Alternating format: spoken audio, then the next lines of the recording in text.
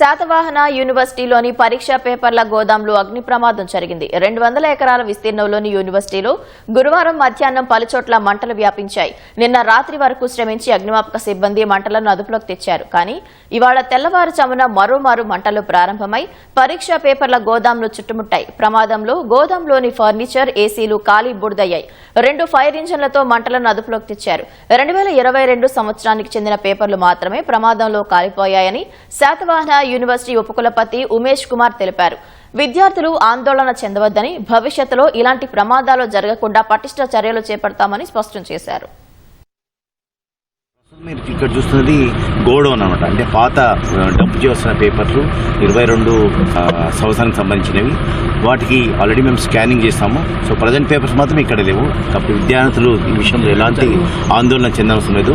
ఈ జనరల్గా సమ్మర్ ప్రతి సంవత్సరం శాతవర్షంలో ఫైర్ యాక్సిడెంట్ జరుగుతున్నాయి.